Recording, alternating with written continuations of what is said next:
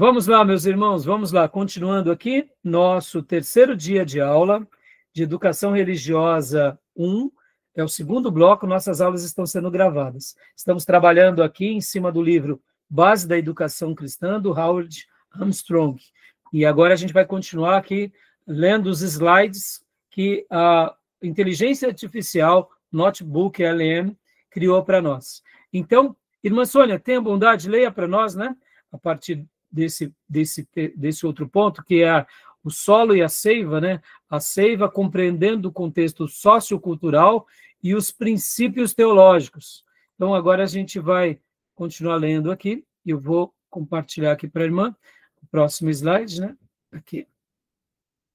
Só um segundinho. Isso. Aqui. Pode ler para nós, por favor? O solo latino-americano. Nosso contexto, nossa missão. A educação cristã não acontece no vácuo. Ela deve responder à realidade sociocultural em que a igreja está inserida. Pode ler, pode continuar. Características do contexto: crise econômica, populismo e violência. Dualismo, autoridade vs individualismo, idealismo, realismo. Forte influência da religião tradicional e uma filosofia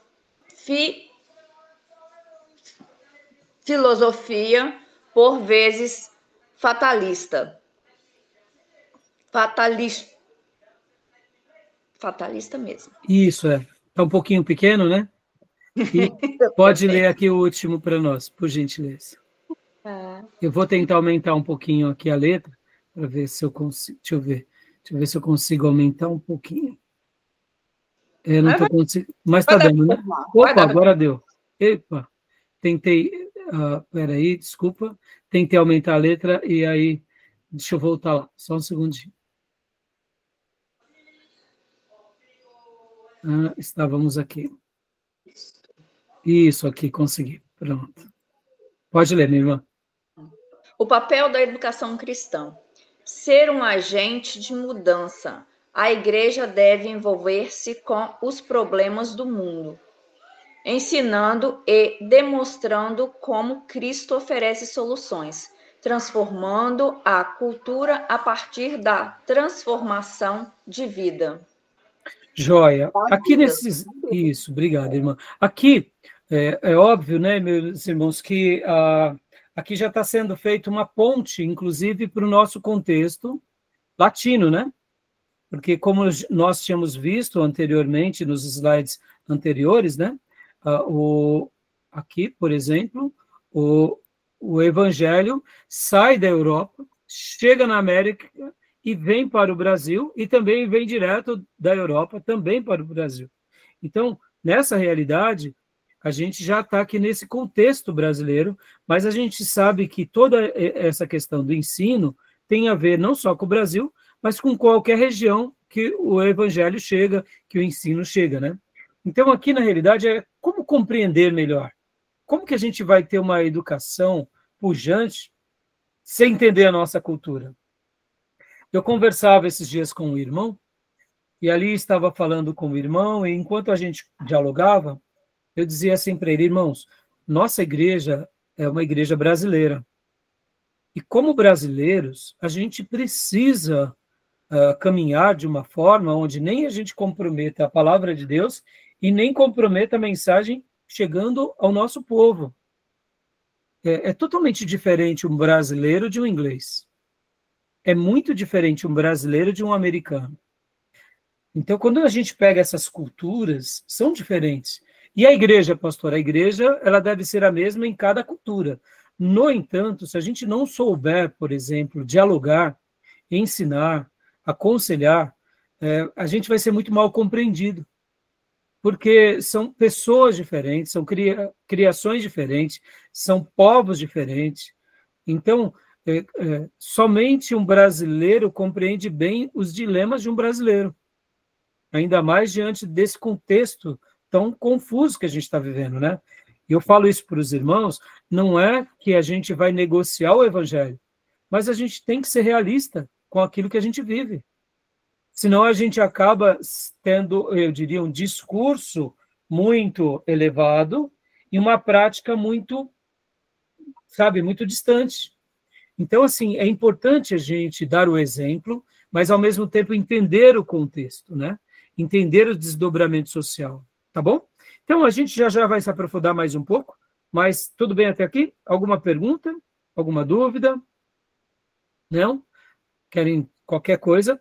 É só perguntar, tá bom, meus irmãos? Então, vamos para o próximo slide. Já estamos quase terminando, né? Aqui, agora, a seiva da fé, uma teologia da educação cristã. Leia para nós, irmã, por gentileza, né? Essa primeira frase, irmã, aqui em cima. Irmã Sônia. A seiva da fé, uma teologia da educação cristã. O que pensamos sobre Deus? Nossa teologia define como ensinamos. A Bíblia nos oferece um padrão claro, focado em relacionamentos e vida vivida. Ou seja, é o que eu acabo de dizer sobre entender realmente, né, a nossa fé. E aqui, né, a teologia da educação. Temos o modelo, temos as relações e temos o contexto. O primeiro aqui é o modelo. O mestre como modelo. A educação cristã eficaz começa com um mestre que internaliza a palavra, estarão no teu coração. Ensinamos o que somos e não apenas o que sabemos. Então, essa frase é muito linda. Ensinamos o que somos e não apenas o que sabemos. Por isso que Jesus, ele é o mestre. E ele nos chama a ser modelos. Guardem essa expressão, vocês quando estudarem no curso bacharel, esse livro, se Deus permitir que nós estudemos ele, a gente vai trabalhar muito aqui falando sobre o ensino modelar, ou seja, o ensino pelo modelo. O modelo, ele é mais do que um jeito de se viver. O nosso ensino, ele é modelador. Há uma pedagogia que é gerada pelo modelo. E quando somos um bom modelo, há uma pedagogia positiva. E quando somos um mau modelo, há uma pedagogia negativa.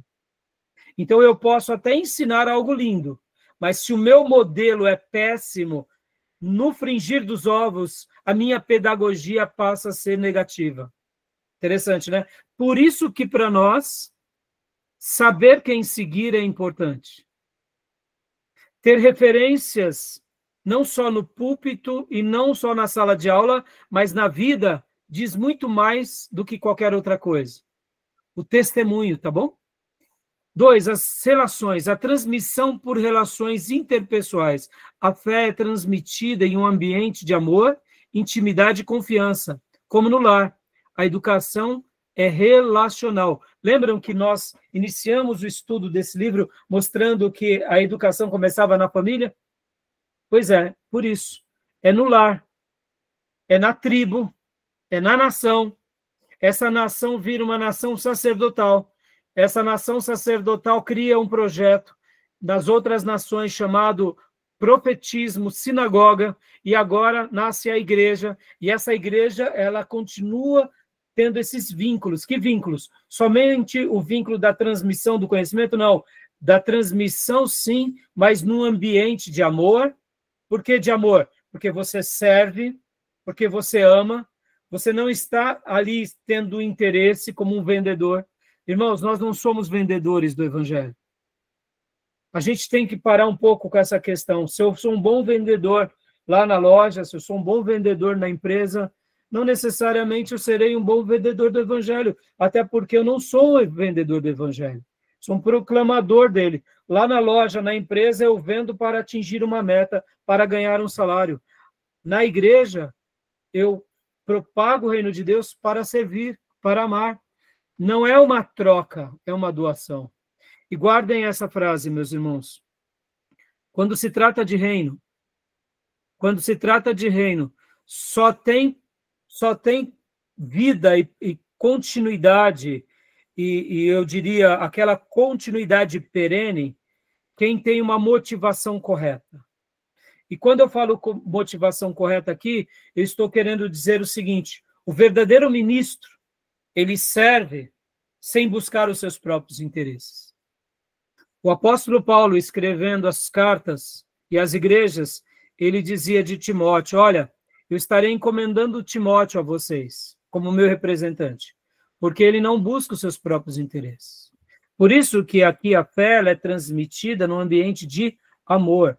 O verdadeiro amor, ele é doador. O verdadeiro amor, ele não busca os seus próprios interesses.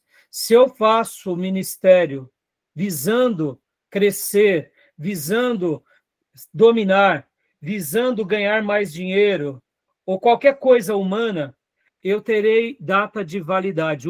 Guarde bem essa expressão. O que é data de validade? É um ministro que tem data de validade, ou seja, ele começa hoje e ele vai morrer daqui a 1 ano, 2. Porque se ele faz a obra buscando seus próprios interesses. Deixa eu abrir um parênteses aqui.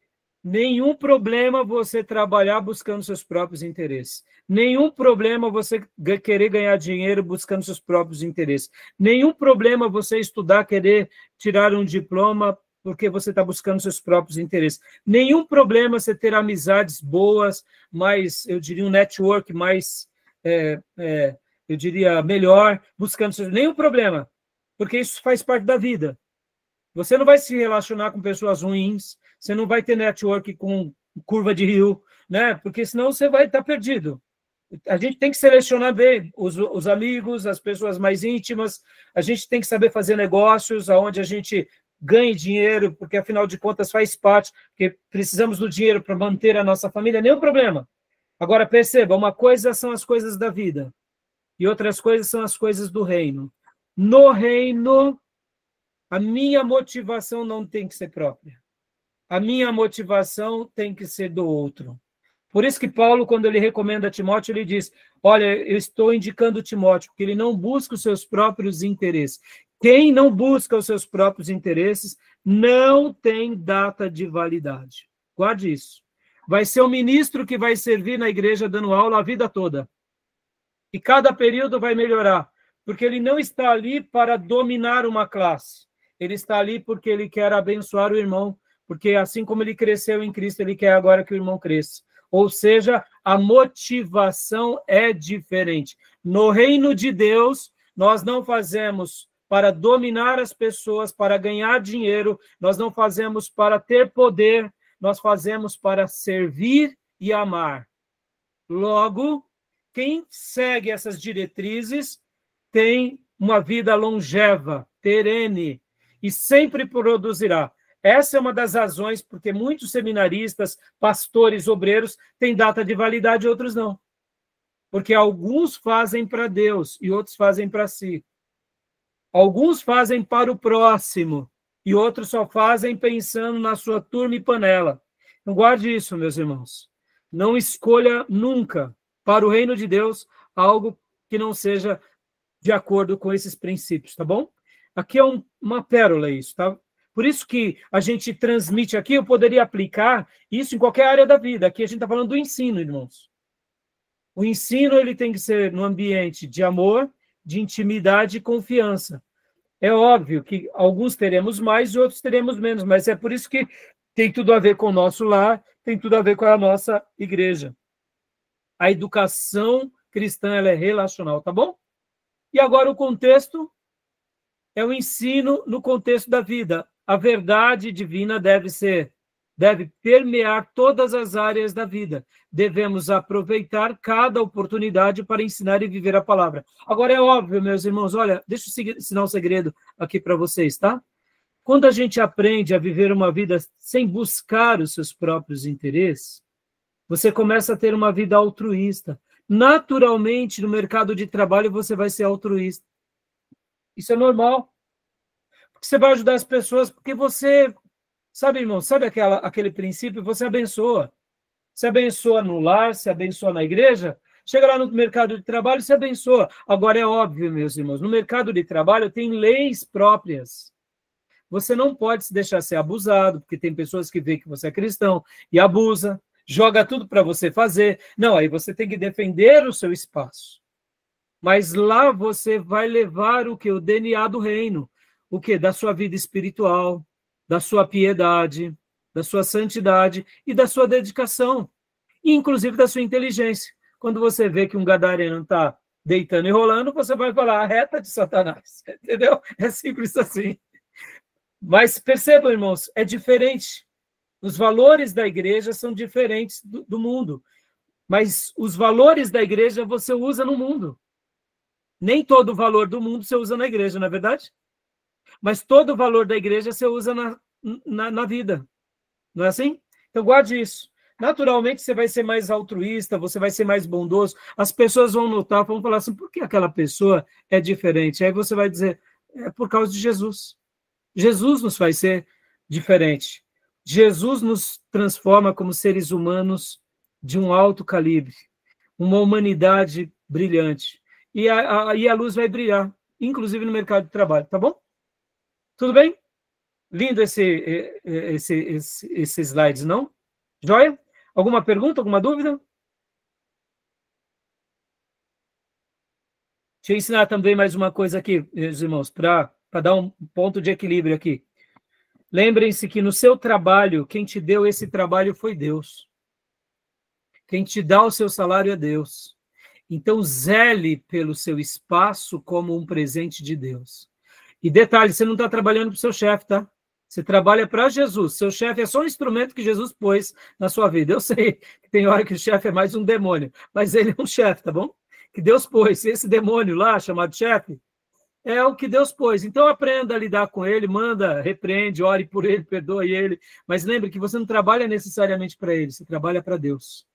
Então, logo, você tem que ser sério, você tem que ser piedoso e você deve desenvolver o máximo do seu potencial. E se o seu chefe, aquele chefe transitório, não está te valorizando, busque um lugar que te valorize mais. E aceite as melhores oportunidades. E guarde essa frase que eu aprendi com o pastor Enéas, que isso vale para a vida. Toda porta que Deus abrir, paz. Se Deus abriu a porta, paz. Mas também quando Deus fechou a porta, aceite. Amém? E vá conquistando e prosperando, porque nós estamos nessa terra a serviço de Deus. Tá bom, meus irmãos? Eu estou falando isso para ter um equilíbrio, tá? Porque muitas vezes agora a gente não deve pensar o seguinte, lá no mercado de trabalho, a gente não deve ser ingênuo, a gente não deve ser mansinho que nem uma pomba, não, meus irmãos. Lute pelo seu emprego, tá bom? Que é o presente de Deus. Eu me lembro que uma vez o meu chefe chegou assim para mim e falou assim, mas você não é pastor? Eu já era pastor, né? Eu falei, sou. Mas eu estou precisando mandar eu ir embora. O fulano, né? Você não vai um dia só trabalhar na igreja? Eu falei assim, chefe, é o seguinte, eu estou aqui e eu tenho uma família para cuidar, tá bom? Então, entre eu e o fulano, sou eu. Pode mandar o outro embora, tá bom? Porque eu vou disputar o meu espaço, tá?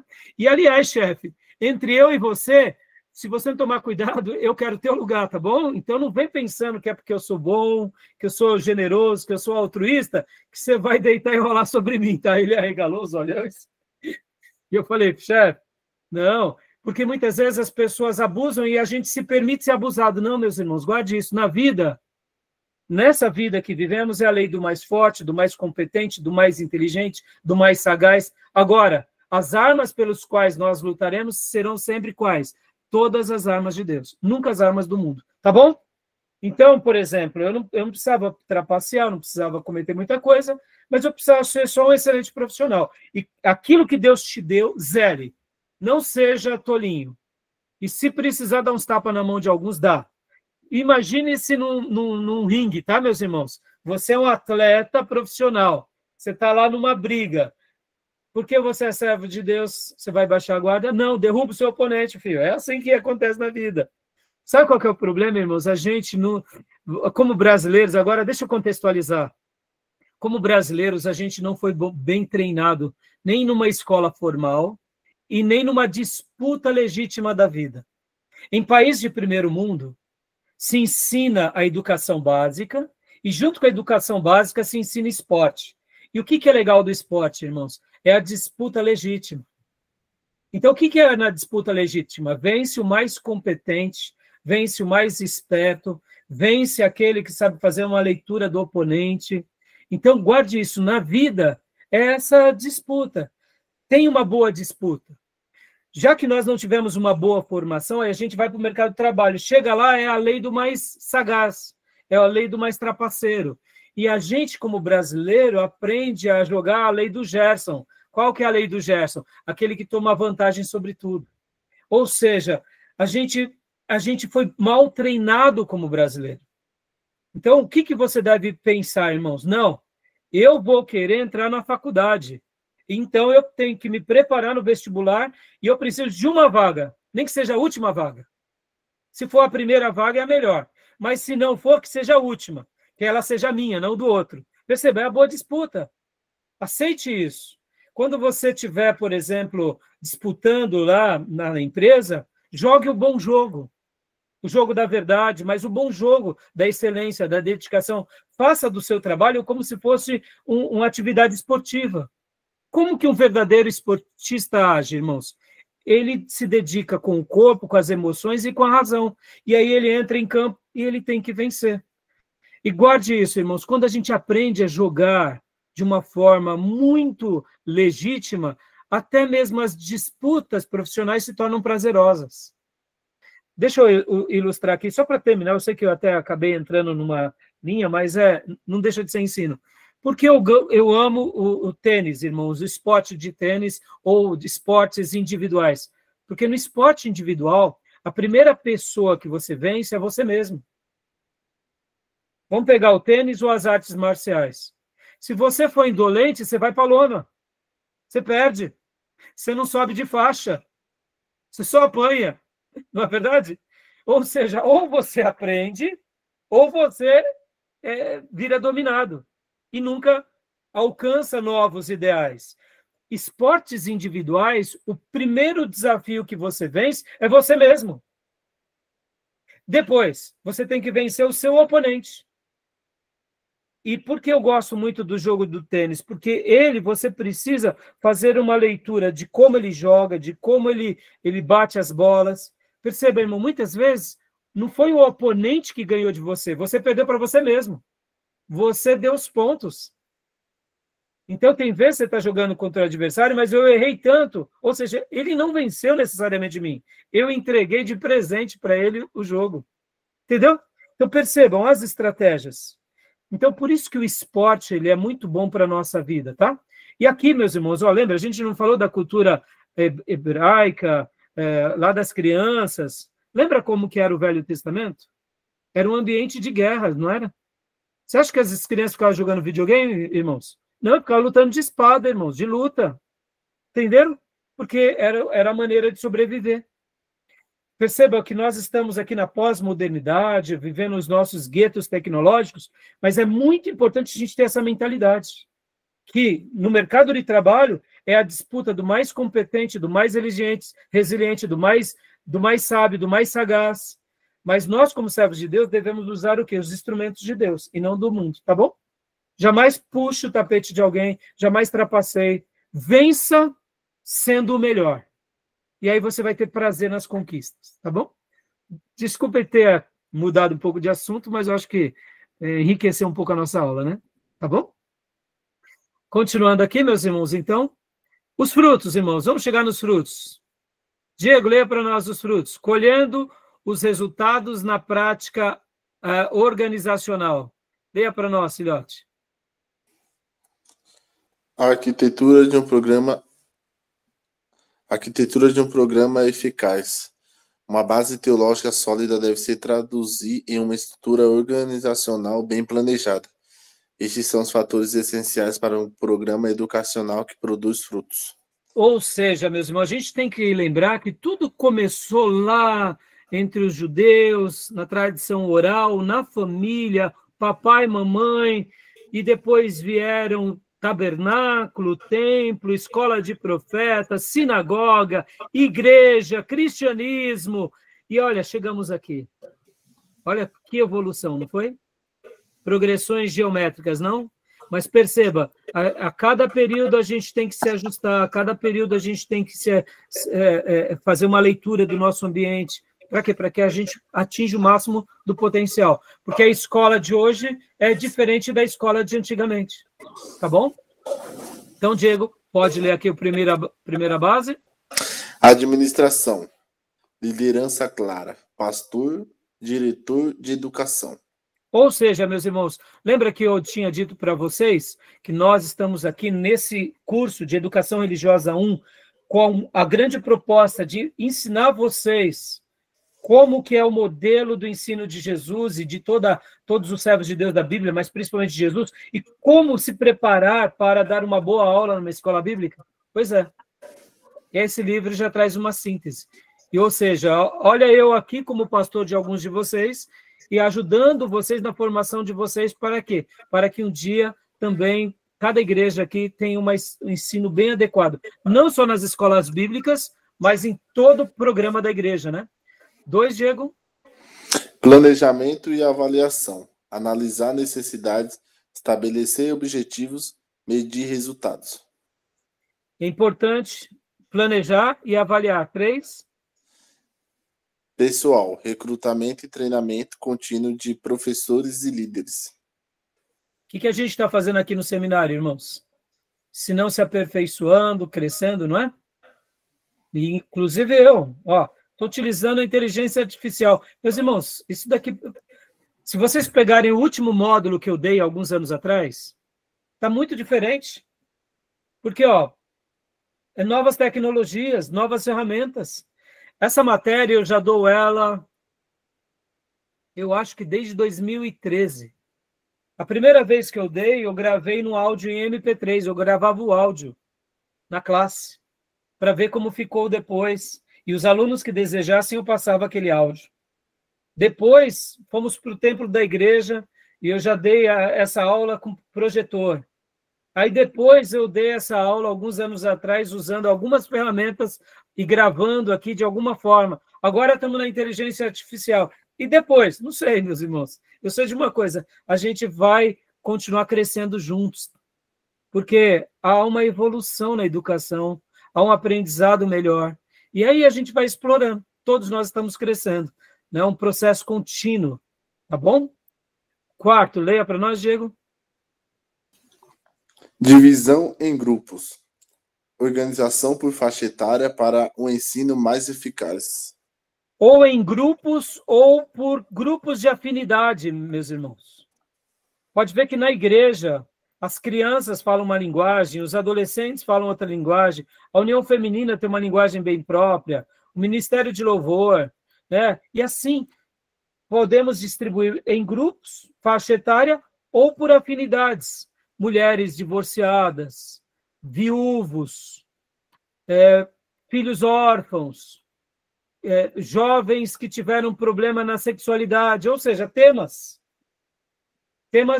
de afinidades, temas de interesse. Então, assim, aqui entra um pouco da nossa criatividade, né? Pensem vocês, irmãos, olha, nós ficamos em cada aula, cada dia, 2h30 estudando aqui.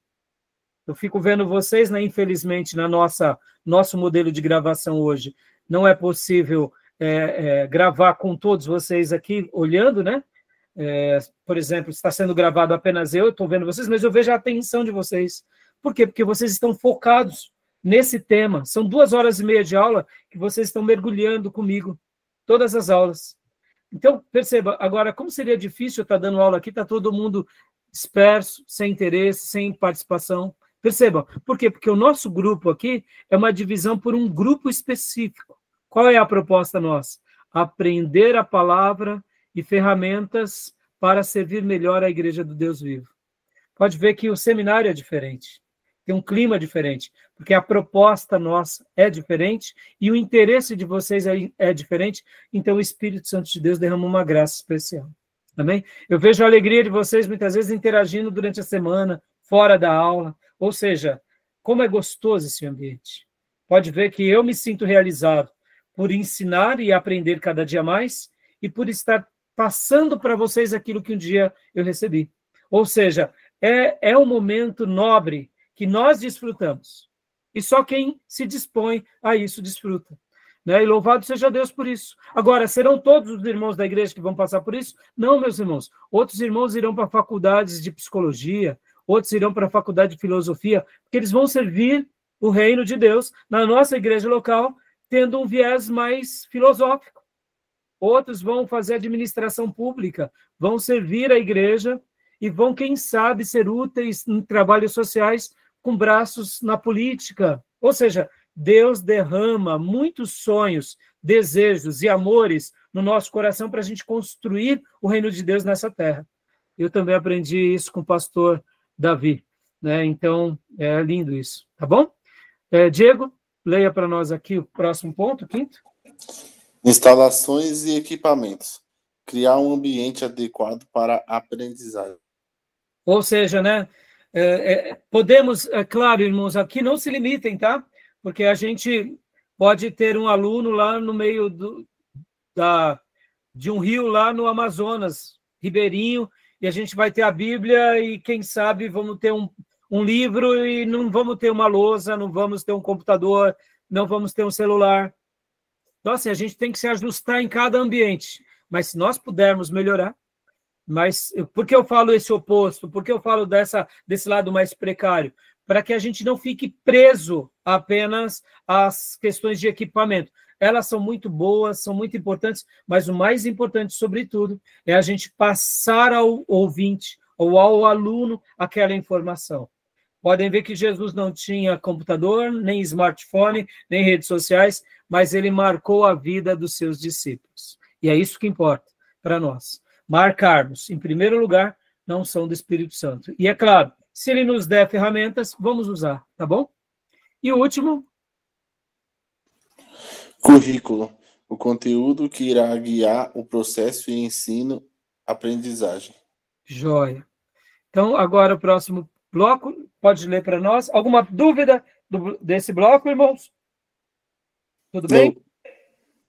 Pode ler para nós, Diego, por gentileza? As ferramentas para a colheita, o currículo na prática. Aqui um ponto. Aqui é o fruto, tá, meus irmãos? Aqui é um fruto. E aqui, irmãos, com toda alegria, dar aula para vocês é a colheita do meu fruto. Ver vocês crescerem é o meu fruto. Entendeu? Ver vocês servir a igreja de vocês, onde quer que vocês estejam, eu já estou me realizando em fruto e vendo vocês frutificar também. E saibam, irmãos, o fruto acontecerá. Tá bom? Pode ler, Diego, por favor.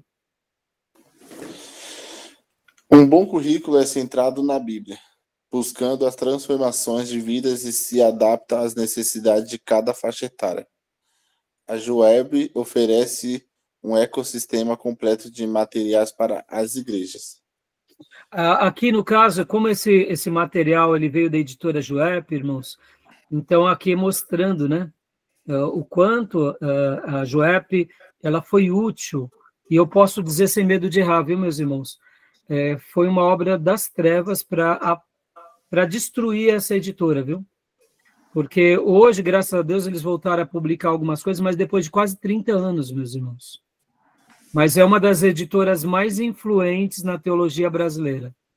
Assim como a Vida Nova, assim como também algumas editoras presbiterianas, a JUEP fazia parte. E o que é a JUEP? É uma editora batista da Convenção Batista, muito boa, tá bom? E aqui ele só fez isso, né? Pode ler para nós, Diego? Estrutura do Programa Batista Brasileiro. Divisão de Escola Bíblica Dominical. O estudo bíblico sistemático. Crescendo, reflexão e vida, atitude e compromisso. Divisão de Crescimento Cristão. Um programa complementar focado em treinamento prático e missões. Vivendo, treinamento, diálogo e ação. Novos currículos alternativos. Currículo livro por livro. Estudo sequencial de toda a Bíblia. Currículo temático. Aborda temas atuais e relevantes. Família, seitas e ética. Aqui é só para vocês terem uma noção de como a gente pode estar aprendendo com essas editoras e o material que eles oferecem. Por isso, irmãos, Nessa matéria, inclusive, deixa eu ensinar uma coisa para vocês, irmãos, nesse ponto. Como que a gente avalia uma boa obra, meus irmãos? Vamos fazer agora um case aqui rápido. Como que a gente avalia uma boa obra? Como que eu sei que aquele livro é bom? Vamos lá. Como que vocês fazem para selecionar ou para ler um livro? Ou por que um livro chama a atenção de vocês? Quais são os critérios de vocês? Conteúdo. Conteúdo, tá. Mas como que você vai saber o conteúdo? Me define melhor o conteúdo. Porque vamos pegar aqui, Diego, de educação cristã, tem um monte de livros de educação cristã. Como que você vai saber qual tem um conteúdo melhor do que outro? Você vai ter que ler 10 livros para você poder saber qual é o melhor? Pastor, então, no caso, vamos supor se a gente for falar sobre a que a gente está aprendendo, vida religiosa. Vai ter livros que remetem e ensinam a esse tema. Só que aí eu olho a questão do autor. Então, peraí. Então, olha só, é isso que eu quis, era onde eu queria chegar. Conteúdo é um pouco relativo, porque muitas vezes você vai ter que ler o livro para saber o conteúdo. Então, você disse agora o autor, não é? Isso, então. O que mais? E o sumário, né? Que é o começo ali, porque, tipo, vai ter livros que vai trazer um sumário enriquecedor, temas e subtemas enriquecedor, e vai ter uns que vai ter subtemas que não são tão relevantes. Só um exemplo aqui, só para falar, foi igual quando eu decidi fazer a faculdade aqui, o seminário aqui com vocês. Porque eu colocava a grade curricular de uma faculdade que é reconhecida pelo MEC, e quando eu colocava a grade do que a gente aprende hoje, eu via que a grade aqui é mais enriquecedora do que a grade de, às vezes, certas faculdades, entendeu? Agora, mas, além disso, tudo bem, a grade você notou, mas concorda que eu poderia ter uma grade brilhante, que chamasse aos olhos, ou seja, alvissoreira, né? Mas, de repente, vamos supor que fosse só roupagem. O que foi determinante para você vir também estudar conosco, Diego? O determinante foi o que vocês ensinam e entregam, né? Sim, mas aí você teve alguém que testemunhou, alguém que indicou? Tive, com certeza. Então, quem foi? Os 2 alunos que passaram por aqui, os nossos então, pastores. Os seus pastores. Os pastores de vocês foram o meu melhor marketing, concorda? Sim. Porque eu poderia ter uma grade supimpa, maravilhosa, e não entregar nada. Percebam, irmãos, aqui. Por que eu estou gastando esse tempo aqui? Aqui a inteligência artificial pegou isso do livro e publicou isso. Está sendo muito útil, porque está fazendo parte também do momento de aprendizado de vocês. Como que a gente faz uma seleção de um bom livro? O Diego deu a dica aqui. O autor é fundamental. A indicação dos nossos mentores. Meus irmãos, isso é fundamental. Outra coisa fundamental, a editora, meus irmãos.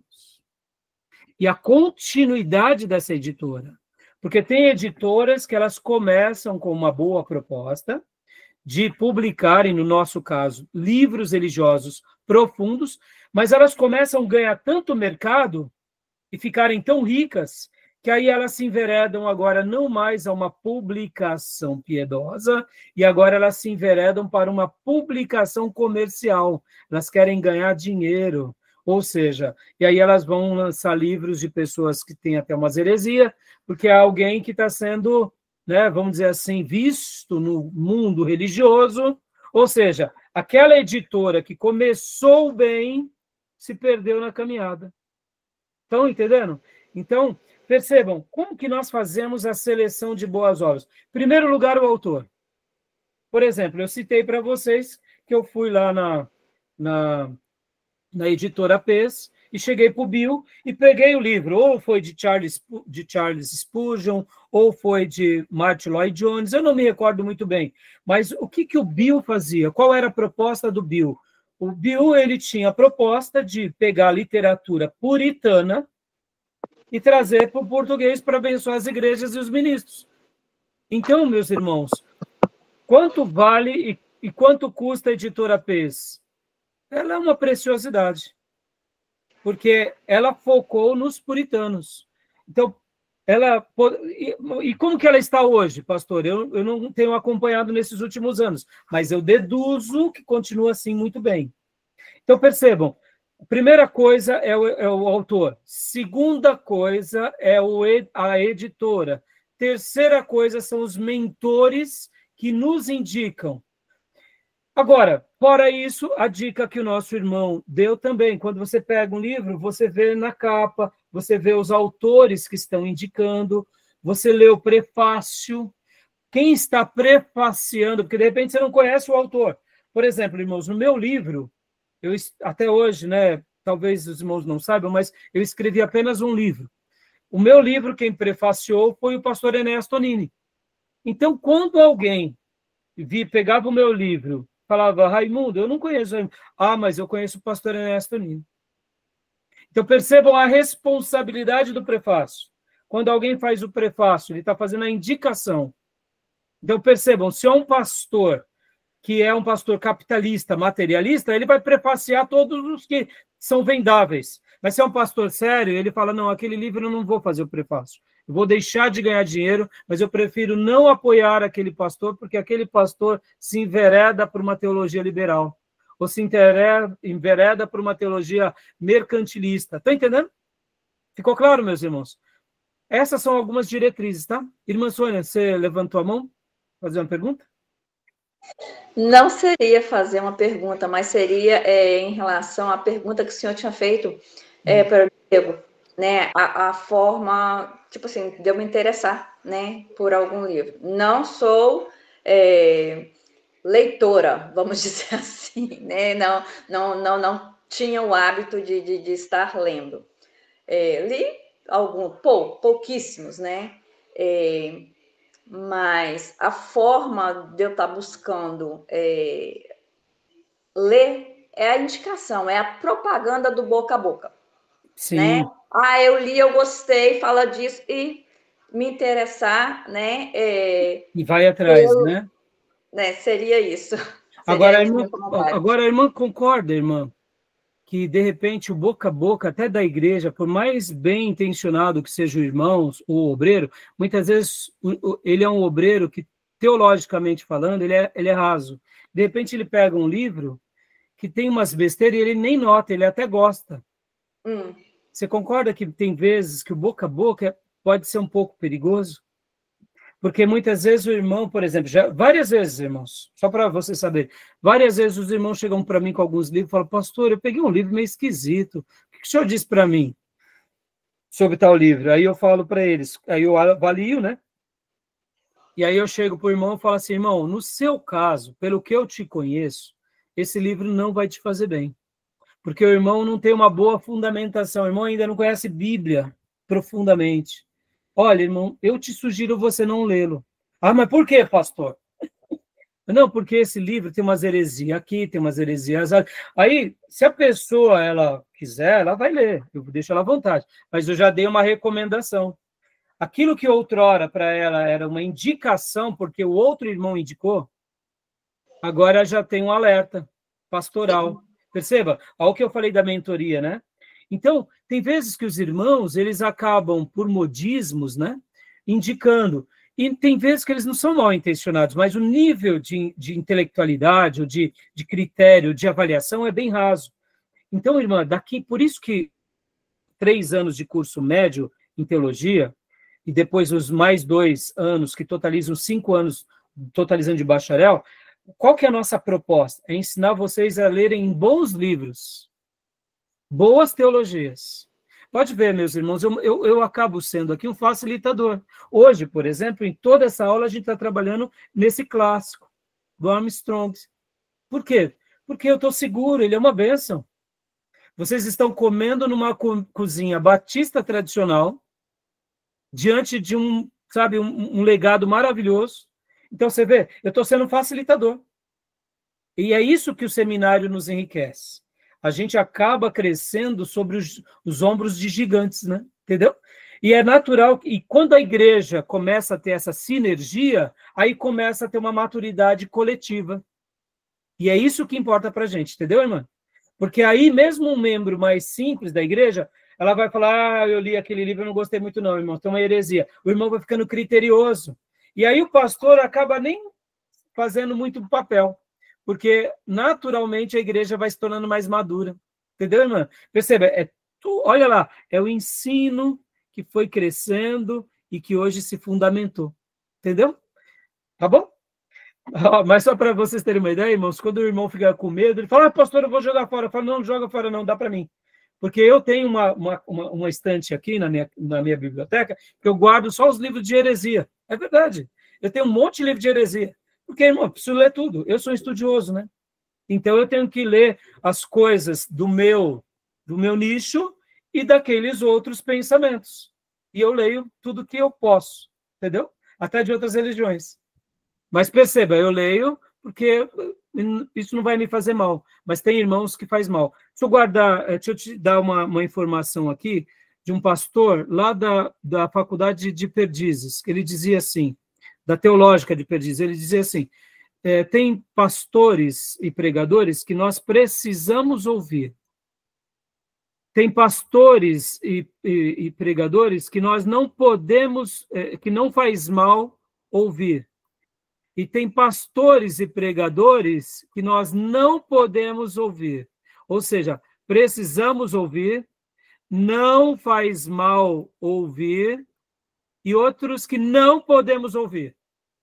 E aqui, essas três bases valem para livros. Ou seja, tem livros que nós precisamos ler.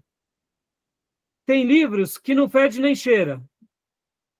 E tem livros que nós não podemos ler num primeiro momento, porque ainda a gente não sabe contra-argumentar.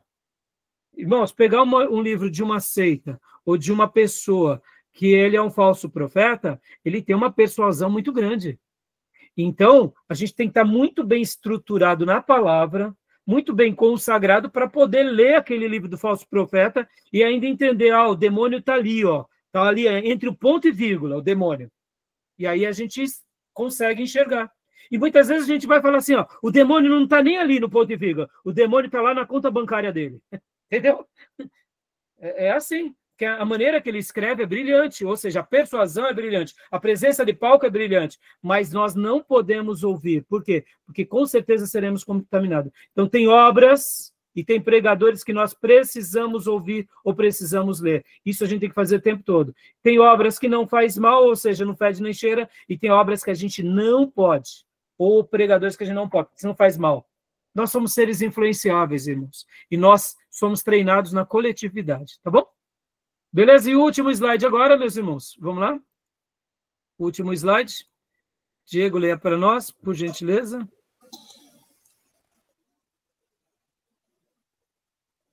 Da reflexão à ação. O chamado à praxis. O objetivo... Deixa eu só apagar aqui. Pronto. O objetivo final da jornada da raiz é os frutos. Não é apenas o conhecimento, mas a transformação. O estudo da base de educação cristã deve nos levar a um ciclo contínuo de praxis. Praxis, no latim, irmãos, tem a ver com a prática, tá? Olha, tem a ver com toda a nossa prática na vida, na prática no ensino, na maneira em que ensinamos. Praxis tem a ver com a prática, tá bom? Uma reflexão profunda que resulta em ação transformadora. Com esse entendimento renovado, irá moldar a forma como ensinamos, lideramos e vivemos em nossa comunidade de fé. O que Cristo busca é... Aqui é uma pergunta, né? Aqui é uma pergunta, né? Pode ler de novo, Diego, como uma pergunta, uma pergunta longa, né? Como nosso entendimento renovado irá moldar a forma como ensinamos, lideramos e vivemos em nossa comunidade da fé. Isso, aqui, no caso, né, está nos levando a essa reflexão. Ora, qual é o objetivo? É o fruto. Que fruto? Aquele que nasce em nós e que a gente faz com que gere no outro. E como isso vai fazer? Então, conclui para nós, Diego. O que Cristo busca é a transformação das pessoas e a transformação do mundo através de indivíduos transformados. Deve ser o que busca a igreja. Amém, meus irmãos? Tudo bem? Tranquilo? Então, esse foi o slide, né? E agora, para a gente concluir essa parte, eu vou passar para vocês também o vídeo que a própria inteligência artificial criou para nós, que é muito legal, muito, muito mesmo. Está aqui. Eu quero passar para vocês, né? Que é esse videozinho aqui. Apresentação em slide, não, aqui. Aqui, ó. Eu vou passar agora. As bases bíblicas da educação cristã, tá bom? E esse áudio aqui, depois eu publiquei ele, esse áudio, eu publiquei na nossa página do Spotify das aulas de educação cristã, tá bom? Então, quem não ouviu, ouça depois. Ou, se não, você pode entrar na minha página pessoal também e buscar essa mesma aula aqui, ó.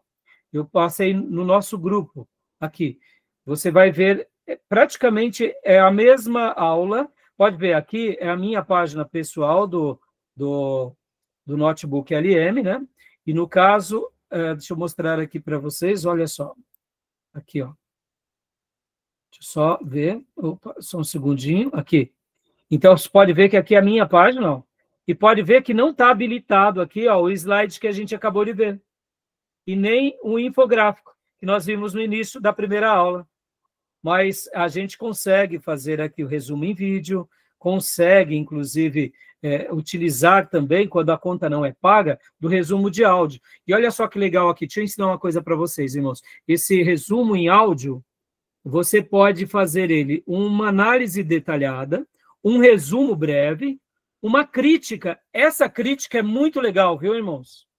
O que a inteligência artificial faz? Ele cria quase que um podcast baseando na crítica. É uma análise especializada das suas fontes com feedback construtivo para ajudar você a aperfeiçoar o seu material. Ou seja, aqui, meus irmãos, olha que legal. Num dos meus materiais de sermãos que eu tenho feito, eu sempre faço o resumo do meu sermão em áudio aqui, na análise detalhada. Mas aí teve um dia que eu fiz o debate.